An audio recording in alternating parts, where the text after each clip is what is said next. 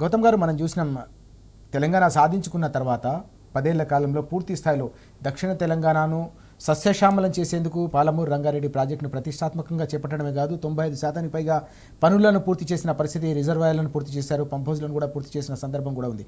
2 ఏళ్ల నుంచి కనీసం తట్టేడు మట్టి కూడా తీయలేదని ఇటీవల కేసీఆర్ గారు స్పష్టంగా వెల్లడించిన అంశం కూడా మనం చూసాం. ఎట్లా చూడాల్సిన అవసరం ఉంది అంటే కృష్ణా జలాలకు సంబంధించిన హక్కులను కాలరాసే విధంగా గతంలో 10 ఏళ్ల పాటు పూర్తి స్థాయిలో ప్రయత్నాలు జరిగితే వాటిని కాలరాసే విధంగా ఈ కుట్రలు కుతంత్రాలని కొనసాగించడం, దీనికి తోడుగా కేంద్ర ప్రభుత్వం కూడా దానికి సహకరించడాన్ని మనం ఎట్లా అర్థం చేసుకోవాల్సిన అవసరం ఉంది.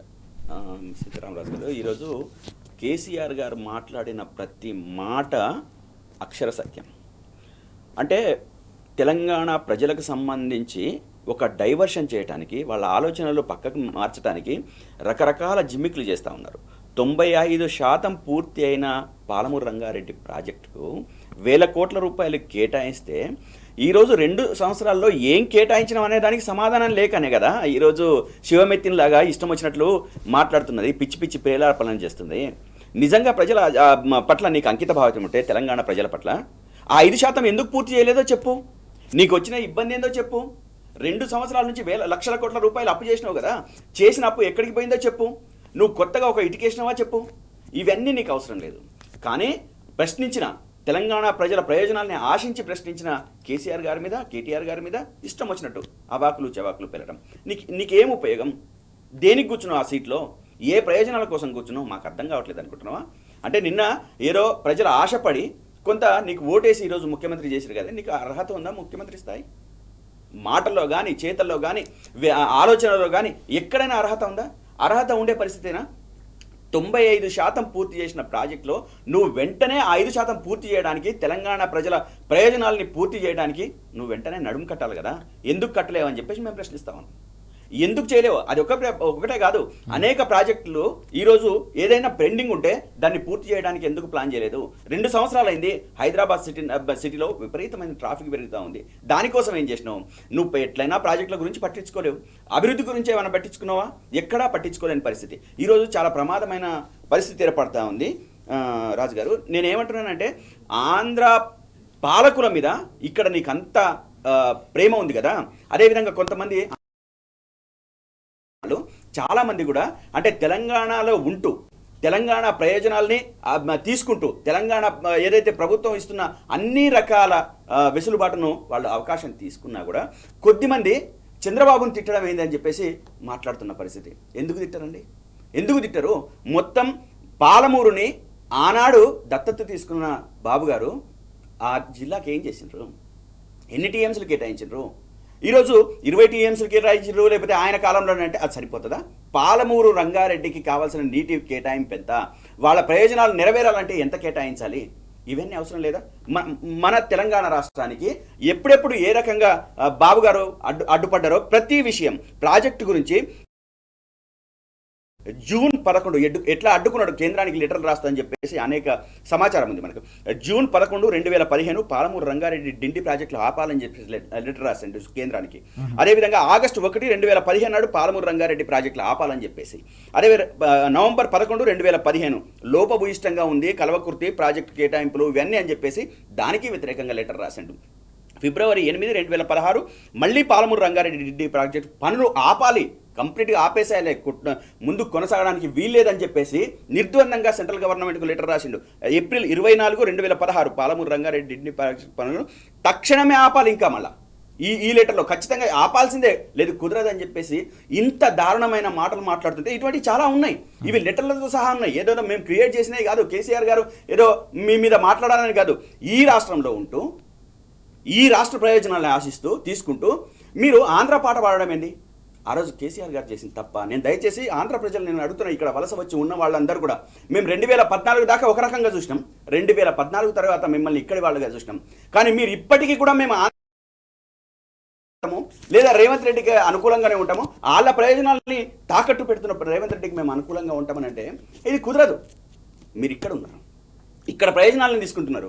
మరి ఇంకా మీ శాశ్వత నివాసం ఇక్కడ, మీ శాశ్వత నివాసం ఇక్కడ అయినప్పుడు ఎవరి ప్రయోజనాలు? మీరు తెలంగాణ వాళ్ళే కదా. తెలంగాణ వాళ్ళు అయినప్పుడు తెలంగాణ ప్రయోజనాలనే కదా మీరు తీసుకోవాల్సింది. ఎందుకు మీకు ఇంకా బాబు మీద ప్రేమ? అంటే కులం ఒకట? కులం కాదు కదా. తెలంగాణ రాష్ట్రంలో మీ ఇండస్ట్రీస్ నడవడానికి, వ్యవసాయం నడవడానికి, లేకపోతే ఐటీ రంగంలో మీరు ముందుకెళ్ళడానికి ఎన్ని రకాల అవకాశాలు ఉంటే అన్ని రకాల అవకాశాలని మిమ్మల్ని మీ ముందుకు తెచ్చిండే ఆ మహోన్నత వ్యక్తి గురించి ఆలోచించాలనా, కేసీఆర్ గారి గురించి ఆలోచించాలనా, లేదా ఆంధ్ర గురించి ఆలోచించాలనా? మీరు దయచేసి ఆలోచించండి. మేమేం అంటే కావాలని మాట్లాడట్లేదు, కానీ ఒక ఉగ్రవాదుల్లో తయారైనరు. ఆంధ్ర గురించి మా ప్రయోజనాలు. మీరు నీళ్ళు ఇక్కడ జీవిస్తున్నారు, నీళ్లు మనకు రావు, మీరు ఇక్కడ ఉంటారా? ఉండడానికి అవకాశం ఉందా? అదే వ్యవసాయం మీద ఆధారపడ్డ అనేక మంది ప్రజలు, ఆంధ్ర నుంచి వలస వచ్చిన ప్రజలు ఉన్నారు కదా. నీళ్లు లేవండి, రావండి.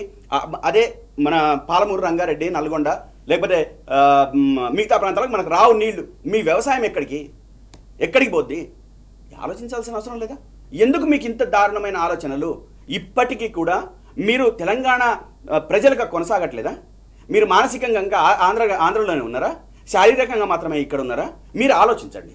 ఆ రోజు కేసీఆర్ గారు మీ గురించి ఆలోచించినప్పుడు 2014లో అధికారంలోకి వచ్చిన తర్వాత ఆంధ్ర ప్రజల కాళ్లకు ముళ్ళు గుచ్చితే మేము నా నోటితో తీస్తానని చెప్పేసి మాట్లాడిన కేసీఆర్ గారి మహోన్నతమైన ఆలోచన మీకు నచ్చట్లేదా? ఈరోజు ఎందుకు అంత కుట్రగా ఆలోచిస్తున్నారు? మాకు ప్రాజెక్టులు ఆపినందుకే కదా, మా ప్రాజెక్టులని అడ్డుకున్నందుకే కదా మేము చేస్తుంది. ఇప్పుడు ఆయన ఇక్కడ ఉన్న పాలకులు, ప్రతి పాలకుడు ఏం ఆలోచించాలి? ఈ తెలంగాణ రాష్ట్ర ప్రయోజనాలను ఆలోచించాలి, ఈ తెలంగాణకు రావాల్సిన నీటి కేటాయింపు ఆలోచించాలి. అది కేంద్ర ప్రభుత్వం కావచ్చు, ఇప్పటి వీళ్ళు కావచ్చు, ఈరోజు కేంద్రంలో ఉన్న బీజేపీ, అదేవిధంగా రాష్ట్రంలో ఉన్న కాంగ్రెస్ పార్టీ, వీళ్ళు ఎవరి ప్రయోజనాల గురించి ఆలోచించాలి? తెలంగాణ ప్రయోజనం. మీరు వేరే రాష్ట్రాలు చూడండి, తమిళనాడు కానీ, కర్ణాటక కానీ, మీరు ఏ రాష్ట్రమైనా తీసుకోండి, వాళ్ళ రాష్ట్ర ప్రయోజనాలని తాకట్టు పెట్టే విధంగా వాళ్ళు ఆలోచిస్తే దానికి వెంటనే అందరూ ఏకమవుతారు. కానీ మీరెందుకు ఏకం కావట్లేదు? ఎందుకు రాజకీయ నాయకులుగా విడిపోయి ఉన్నారు? అంటే తెలంగాణ రాష్ట్రానికి ప్రయోజనం చేకూర్చడం మీకు అవసరం లేదా? అంటే కేసీఆర్ గారు ప్రాజెక్టుల గురించి మాట్లాడిన తప్పుంటే సరి చేయండి, చూద్దాం. అవి విషయాలు కాదు మీకు, కానీ మీ రాజకీయ ప్రయోజనాలు దానికి వ్యతిరేకంగా మాట్లాడడం. నిజంగా పాలమూరు రంగారెడ్డి ప్రాజెక్టు మనం పూర్తి చేస్తే ప్రజలకు ఏం మేలు జరుగుతుంది అని చెప్పేసి ఆలోచించండి. పాలమూరు ఎట్లా ఇంకా సస్యశ్యామల అవుతుందో ఆలోచించండి. లక్షల ఎకరాలు మనం ఇంకా సాగులో తేవడానికి ఏ విధంగా అవకాశం ఉంటుందో ఆలోచించండి. ఇవన్నీ పక్కన పెట్టేసి మీ రాజకీయ ప్రయోజనాల కోసం మాట్లాడితే ప్రజలు క్షమించరు. తెలంగాణలో ఉన్న, నేను ఇప్పటికీ చెప్తున్నాను, తెలంగాణలో ఉన్న మేధావులు ఎవరైతే ఉన్నారో చాలా మంది ఇప్పటికే ఆలోచనలో పడ్డారు. అరే మన ప్రయోజనాలు ఏంటి, మనకు జరుగుతున్న నష్టం ఏంటి, ఆలోచనలో పడ్డారు. నేను దయచేసి ఇంకా గొంతు పెంచాల్సిన అవసరం ఉంది. తెలంగాణ మేధావులు ప్రతి ఒక్కళ్ళు మాట్లాడాల్సిన అవసరం ఉంది. ఇది ఎవరి ప్రయోజనం కోసం కాదు, మన తెలంగాణ ప్రజల ప్రయోజనం కోసం. ఈ ఏ ఒక్కరి సొత్తు కాదు, ఇది ప్రజల కోసం మాట్లాడే మాటలు. కాబట్టి బయటకు రావాల్సిన అవసరం ఉంది, గళమిప్పాల్సిన అవసరం ఉంది. ఎవరికి వాళ్ళు మా బీఆర్ఎస్ పార్టీలో చేరమని మేము అనట్లేదే, కానీ ప్రజల ప్రయోజనాలను ఆశించండి. ఇవన్నీ మనకు నష్టం చేస్తున్నాయి. ప్రాజెక్టుల రూపంలో, నీటి కేటాయింపుల విషయంలో మన నీళ్ళని ఎత్తుకుపోయే ఒక దుర్మార్గమైన పని జరుగుతూ ఉంది. ఈ దుర్మార్గమైన పనిలో మనం వ్యతిరేకించాల్సిన అవసరం ఉంది. మన చైతన్యవంతమైన రాష్ట్రం, అనేక త్యాగాల్ని మనం చేసిన రాష్ట్రం, అనేక బలిదానాల్ని మనం చేసిన రాష్ట్రం. మనం నీళ్లు, నిధులు, నియామకాలు అని చెప్పేసి ఏదైతే మనం పెట్టుకున్నామో, ఈ పెట్టుకున్న దాంట్లో తప్పొప్పులు మనం మాట్లాడుకుందాం. ఇంట్లో ఒక ఇంట్లో తప్పొప్పులు అనుకోండి, మాట్లాడుకుందాం.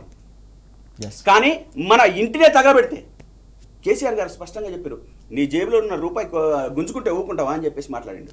10 రూపాయలు అంటే బీజేపీ ప్రభుత్వం ఈరోజు చాలా చాలా దారుణమైన కుట్రలు చేస్తూ ఉంది రాష్ట్రం మీద. ఈ రాష్ట్రాన్ని మళ్ళీ సెంట్రల్ యూనియన్ పేరుతోని ఇక్కడ రాష్ట్రాన్ని మన కేంద్ర రాష్ట్రంగా మార్చడానికి, మరో రాజధానిగా మార్చడానికి చాలా తీవ్రమైన కుట్రలు జరుగుతూ ఉన్నాయి. అన్ని విషయాలలో మనము అంతిమంగా ఎవరి వైపు ఉండాలని అంటే తెలంగాణ రాష్ట్ర ప్రజల వైపు ఉండాలి, తెలంగాణ కోసం ఉండాలి. తెలంగాణ ప్రజా ప్రయోజనమే మనకు అంతిమ లక్ష్యం కావాలి, అంకిత భావం కావాలి. ఎప్పుడైతే ఇవన్నీ కనుమరవుతాయో రేపు మన తెలంగాణ రాష్ట్రానికి రూపు లేదు. అదేవిధంగా మళ్ళీ మనం ఆంధ్ర పెత్తనం కింద, ఆంధ్ర నాయకుల పెత్తనం కింద మళ్ళీ మనం మగ్గాల్సి ఉండదు. వాళ్ళు జీవించేదంతా ఇక్కడ బెనిఫిట్స్ తీసుకునేదంతా ఇక్కడ, కానీ మనకు మాత్రం వ్యతిరేకంగా వ్యవహరించడం అనేది చాలా తప్పు అని చెప్పేసి ఈ సందర్భంగా తెలియజేస్తున్నా. మీరందరూ ఆలోచన మారాలి, తెలంగాణ కోసం ఉండాలి, తెలంగాణ ప్రయోజనాలే పరమావధిగా కావాలని చెప్పేసి అయితే నేను చెప్పదలుచుకున్నాను.